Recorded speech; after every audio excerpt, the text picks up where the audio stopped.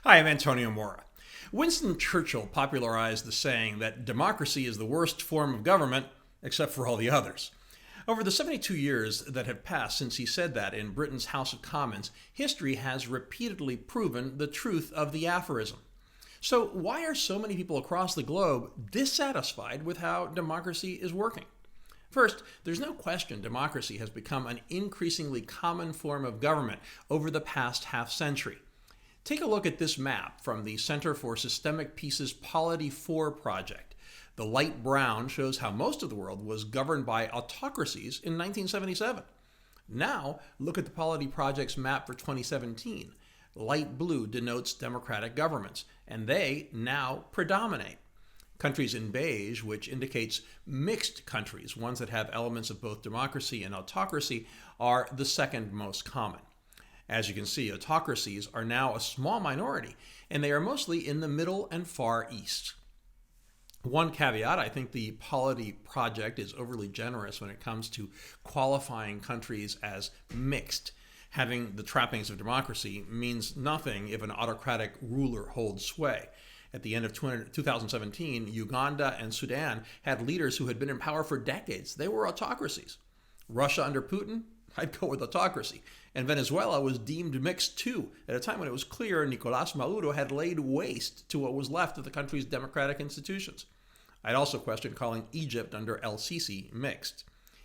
The Economist Intelligence Unit's Democracy Index is more stringent. Nearly a third of countries are deemed authoritarian, including those I just mentioned, except Uganda, which barely avoids that label.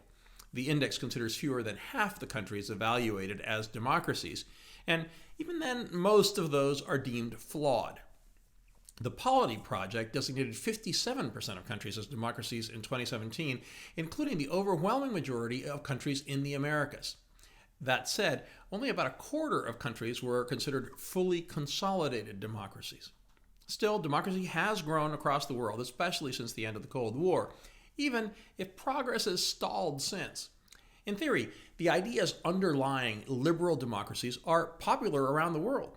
But while the number of people living in the countries that hold free and fair elections is likely greater than ever before, satisfaction with how democracy is working in practice isn't.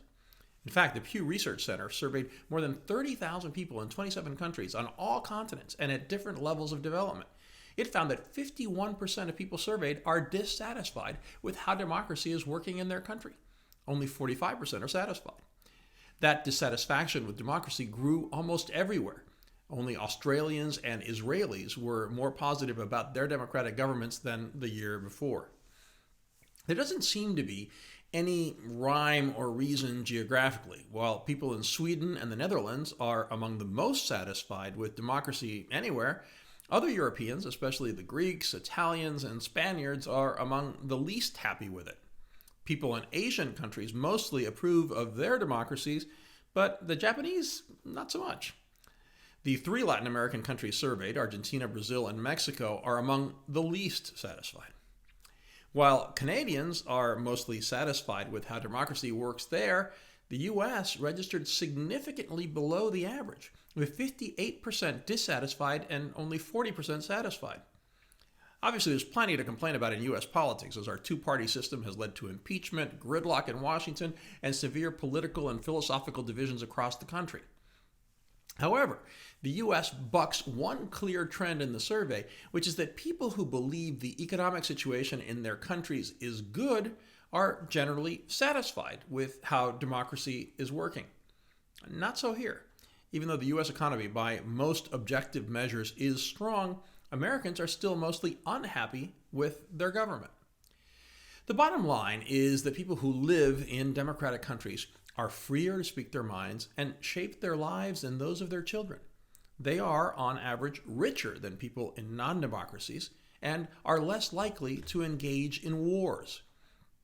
As a terrific essay in The Economist titled, "What's Gone Wrong with Democracy" concludes, the fact that, quote, so many people in so many different parts of the world are prepared to risk so much for this idea is testimony to its enduring appeal.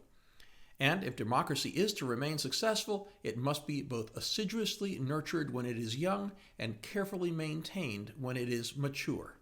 So, Complain about democracy as much as you want, but until you show me a better system, I'll agree with Winston that democracy is the worst form of government, except for all the others.